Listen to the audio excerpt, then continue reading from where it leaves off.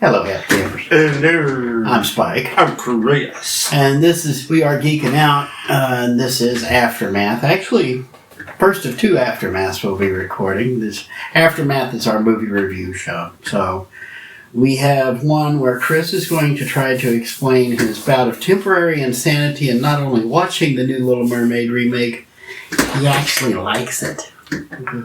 Why'd you give it away? But first, so people will watch it. They have to see that. I was going to build up to the point where I was just like, No. But you gave it away. When you have a car wreck, you market it properly. See, if they don't know a car wreck is coming, now people. If we were just to do, Chris is going to do a review of The Little Mermaid, and everybody's going to be like, yeah, we know that movie sucks.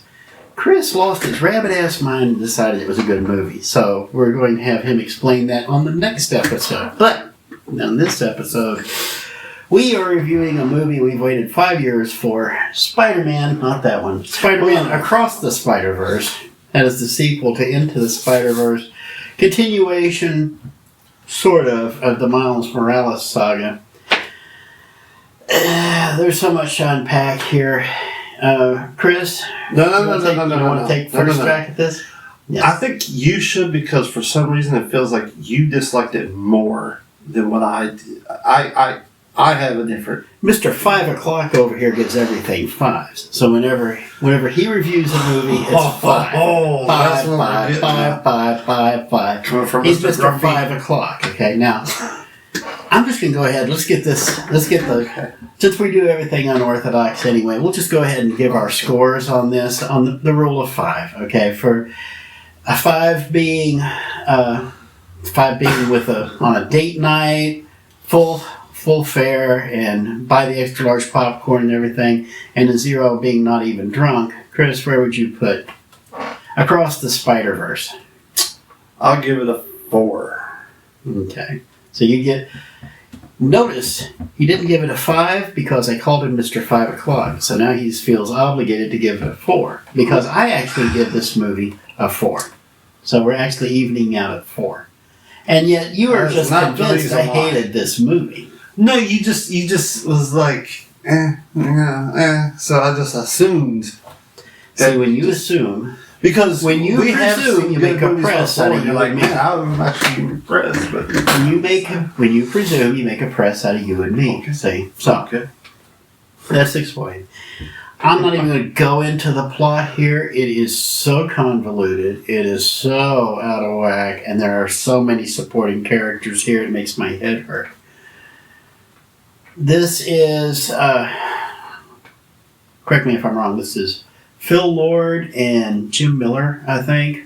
These are the guys who have been actually turning in some pretty decent scripts here, I do believe. Aren't these the guys responsible for the Lego movie? Or am I thinking of the wrong guys? So They are? Okay. These two guys with this movie have officially become people I look for. Okay. Spielberg was that way for me for years and years and years. If I saw Spielberg was doing something, I was instantly interested. Christopher Nolan. You're more into Christopher Nolan than I am. But for me, it would be anything with, honestly, Michael Keaton I would pay attention to. Anything with Jack Nicholson I would pay attention to. Anything with Harrison Ford I'll pay attention to. Steven Spielberg used to be like that, but he's kind of driven into the ditch a little bit. Anything with Kathleen Kennedy, who used to be his partner in crime, I used to give her the benefit of the doubt. She burned me on that one. But anything by Lord and Miller, I'm going to be right there checking it out at least to see if it's an interesting concept, because this is now their second of these Spider-Man movies they've written. And spoiler alert, this is the first of a 2-part sequel to Into the Spider-Verse. Part 2 is part 1 of part 2. And so part 3 will be part 2 of part 2. That make any sense? There's another one coming next year called Beyond the Spider-Verse. Quite frankly, I find it a violation of my religious conscience when I have to sit for 2 hours and 20 minutes. It's 140 minutes long, this movie. I have to sit for 2 hours and 20 minutes just to get the hook for the next movie. This ain't Raiders of the Lost Ark, pal. This ain't a Saturday Morning Republic serial, okay? You better give me some closure on this one, and then give me a reason to come back for 3. Okay? Just like you did with the first one. You impressed the heck out of everybody. Okay. Miles Morales. This is the reason Chris thinks I hated this movie.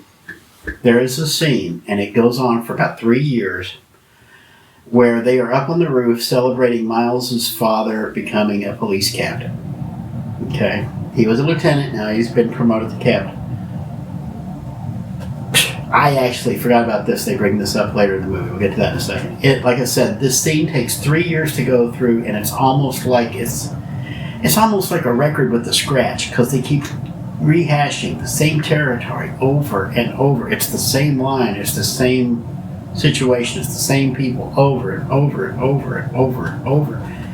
Move on. This was, like I said, this is a 2 hour and 20 minute movie. You could have saved a good 10 minutes just by lopping most of that off.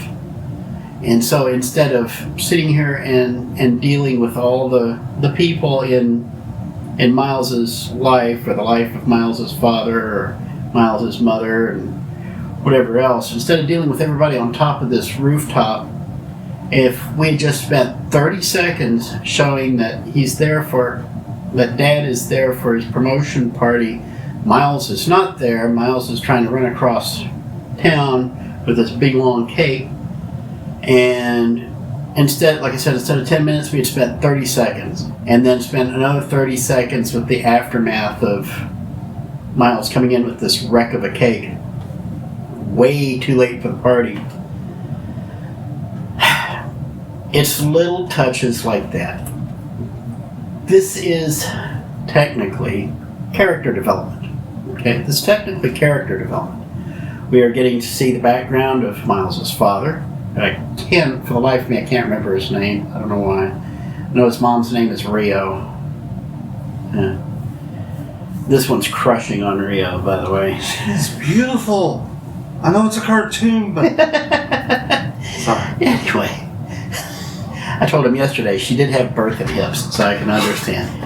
Like, Chris has officially turned old. He's pining after the 40-year-olds instead of the 20-year-olds in an animated cartoon. So, moving on. So we get a bunch, and I mean a bunch, of backstory on Miles and his parents and their relationship, and he's getting ready. He wants to go to Princeton.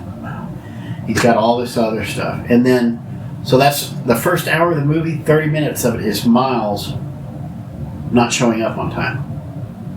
The other 30 minutes is of Gwen not talking to her father. Right, her father is Gwen Stacy. He's a captain in another universe. She is the Spider-Woman of this universe.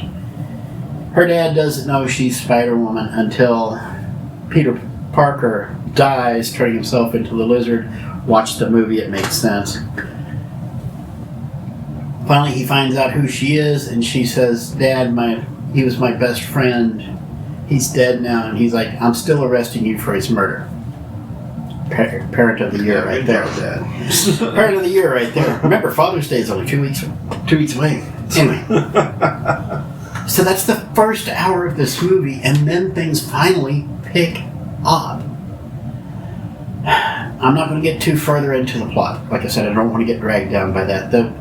After you get past that slog of the first hour, and all the angst, and all the rigmarole, and all the falderall, and all the shenanigans between Gwen and Miles in the first hour, about the 1 hour mark, suddenly things pick up, and holy smokes, we have a plot. A plot breaks out in the middle of the schmaltz. And wow, you mean a hole? Yes, the hole. The most idiotically named spider character of all time is named Spot. Spot is a guy in basically a white suit with black spots on. That's what he's been in the comic books. He's been revamped here by linking to the original movie. Each one of these spots that Spot has on, he can now pull off of his chest, throw onto things, kind of like Letterman back in the Electric Company. But he can throw holes on things and reach through and get to other things, which results in a hilariously large number of visual slapstick once you get past that first hour when Miles first confronts Spot.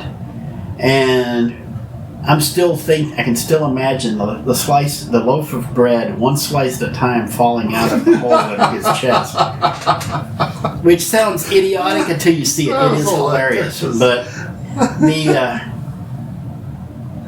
anyway, it turns out Spot can open holes to other universes. And as a result, apparently there is a coalition of super Spideys that come in and fix time errors. So that's the reason why we have the conflict. Every Spider-Man in freaking existence gets together and tries to shut down Spider-Mans that don't fit the narrative, what they call the canon. They actually call it the canon, C-A-N-O-N. If you're not following the storyline, the Spider-Men, the multiverse of Spider-Man, are just utterly convinced you're not really Spider-Man until you're bit by a spider. You're not really Spider-Man unless you're bit by a spider from your dimension. You're not really Spider-Man until you let somebody die. And you're not really a Spider-Man until you just become an absolute lousy date. Okay? It took Peter Parker the better part of 2.5 decades to finally convince Mary Jane to stick around with him for more than 2 issues at a time. That didn't last long. So, it sounds like I'm ragging on the movie. Remember, I gave it 4 out of 5. Here's the reason why. I said the first one looked like a motion painting. It really shows you what CGI is capable of. Every major character in this movie has an art style. Especially when you get to Spider-Punk, who is the UK, Spider-Man UK. He comes complete with the little punk hairdo and punk outfit, and he carries a guitar with him and everything. Everybody has their own art style. They are showing exactly what I've talked about not too long ago, using CGI as an art tool, not just as an excuse to render in 3D. Everybody does it. They simply use Vector Man or Render Man or whichever man program they're using to render the 3D modeling, and then just like puppets, just carry them through on the screen. Spider-Verse movies are taking an entirely different tack. Like I said, each major character has their own art style. The art styles shift whenever you have an emotional scene, and the art shift helps support the emotional power that you're getting through it. So when Spider-Gwen has her falling out with her father, all of a sudden you see little splots of paint everywhere. The edges that usually define her character suddenly start to have lines coming out from it, jagged lines. Same thing with her father. He has jagged lines from it. The art's not clean anymore. They're getting across the point that this is an emotionally charged scene, and the art is actually supporting it. A fantastic reference. If every animation school in America, I'm telling you, by the time the 3rd one comes out next year, this trilogy will be a self-contained art class for every animator on the planet. It should be mandatory watching. And the first movie, you really had to watch more than once so you can start catching all the little references to enjoy it. This one, you're going to have to sit here with like a Blu-ray with a hair trigger, and you're just going to have to advance fraction of a second, frame by frame, because there's just so many references. When you get the scene, there's a scene where all the Spider-Men are chasing after Miles. You're seeing they are introducing each one the first time they appear on screen with a blue box that looks like it came out of a comic book. that says who the Spider-Man is and where he came from. And at one point, there you have somewhere around 40 or 50 of these on screen at once. But it happens so fast because Miles runs past them all, and so you see them all just show up, and the blue boxes go by with characters. You'll have to go back and see that frame by frame to be able to catch all the references and see how many you recognize, because every single one of them had a spot somewhere, not that spot, a spot somewhere in the original comic book. Yeah. Every one of these guys started in the comic book. There is even a reference to the 1967 Spider-Man series where he tries to stop Miles, but because he's only rendered in 2D, he can't catch him. Miles just runs behind him, and he's like... all kinds of wonderful in-jokes. Like I said, the character development is great, but there has to be a limit, okay? The other thing about storytelling, show, don't tell, okay? Okay, you're setting up the scene, you explain the scene, you explain everybody's relationship in it through dialogue, okay? Or through developments throughout the movie. Okay, fine. You have your dialogue, you're done. You go, the emotionally devastating thing has happened. The pathos is setting in. Oh, my heart, I'm coming, Elizabeth. The final thing you should be doing is you should be showing the reaction shots of each character, especially since you have demonstrated you know how to manipulate art styles to help convey emotion. You should be showing the aftermath of each of these interactions instead of spending another 30 seconds going back over what we've just said out loud. You're saying it out loud. Miles, why did you lie to me? I'm sorry I lied to you, Mom. Okay, but why would you lie to me?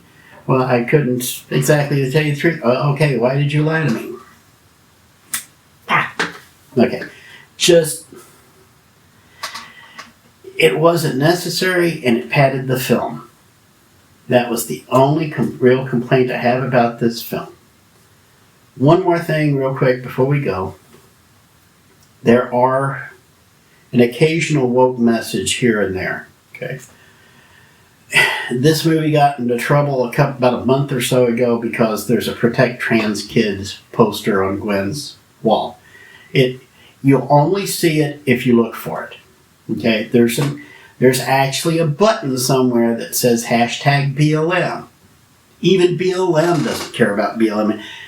Some idiot on the art team just had to sneak these little things in. There was one part, and I can't remember. No, this is a different one. But these are just isolated little spots, okay? They don't detract from the main film. And to be honest, this is probably diversity where it works.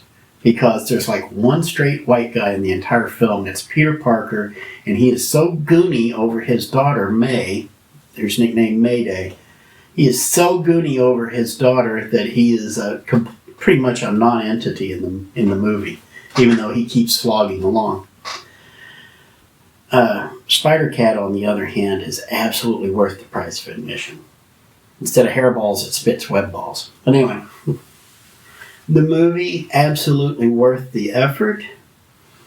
I can't give it a 5 because of that wasted time. If you had gotten it back in under 2 hours, because by the time we get to the end of the movie, I'm waiting for it to end. This is not what happened at the first movie.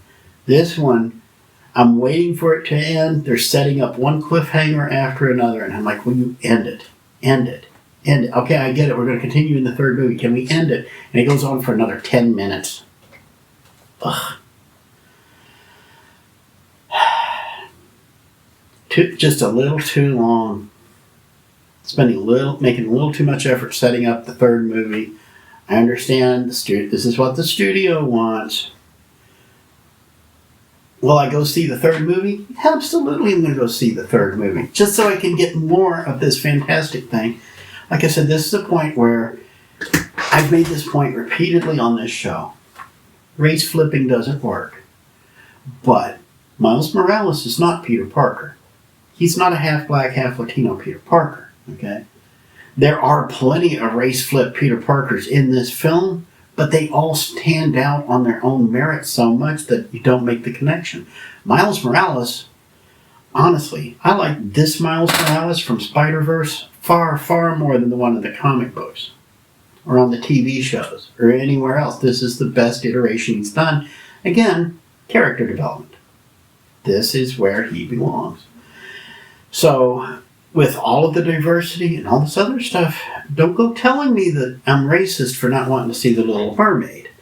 This movie has, I believe, is currently tracking for a $130 million opening weekend, last I heard.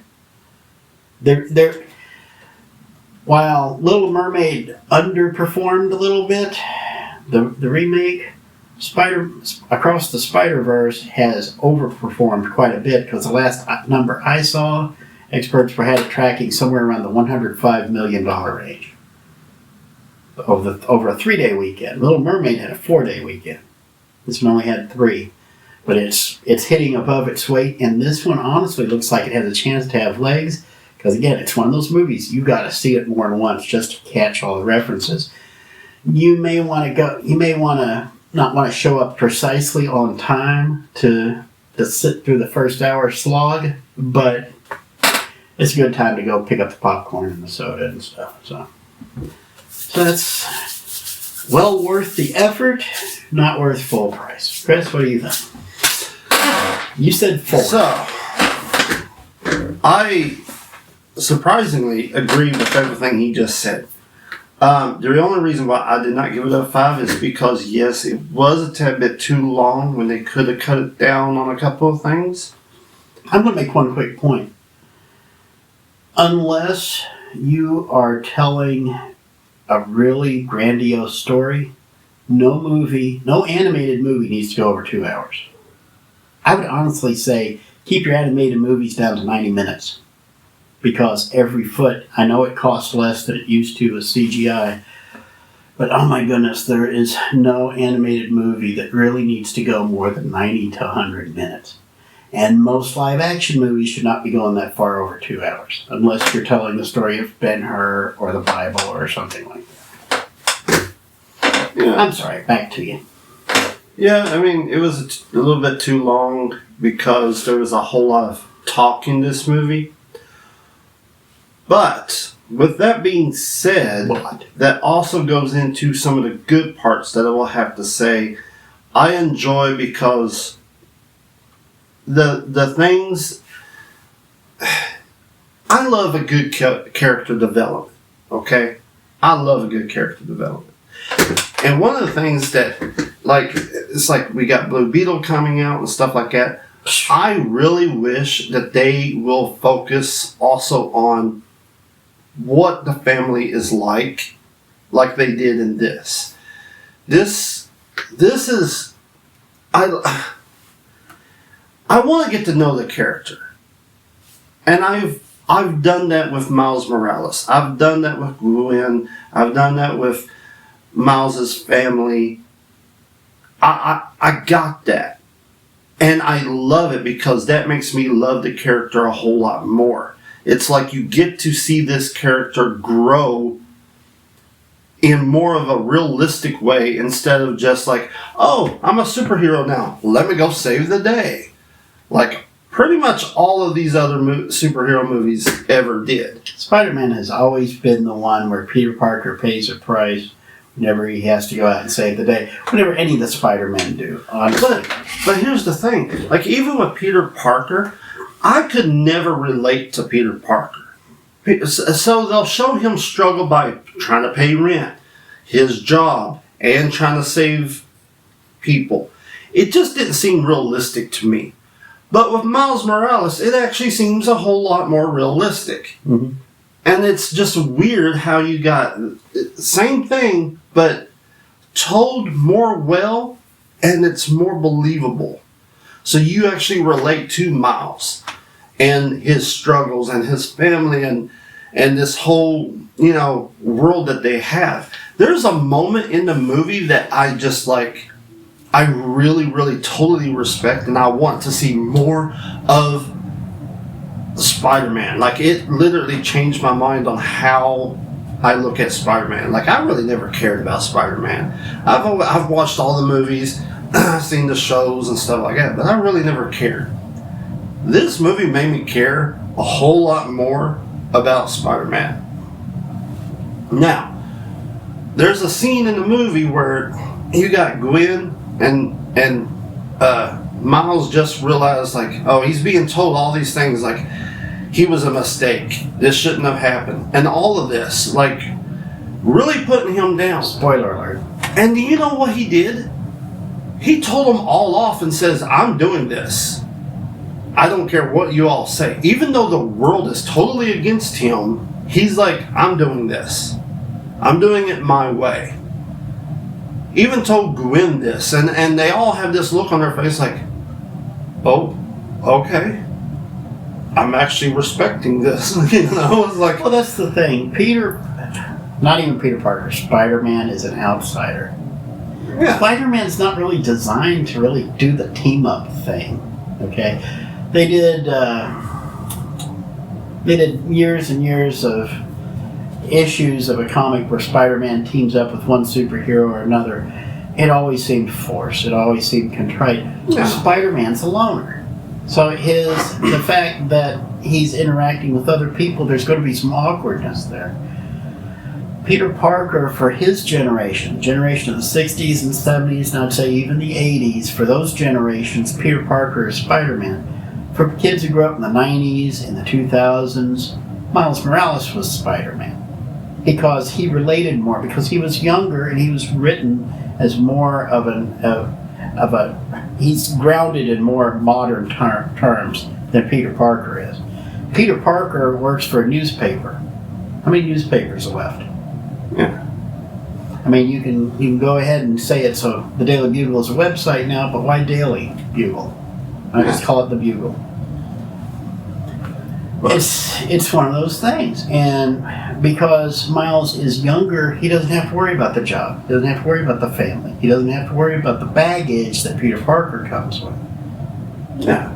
This is why he's more relatable to youngins like this one over here. Well, I mean, it's not just that. It's just, it's like I'm getting more detail on who he actually is as a human being, along with others that in his world.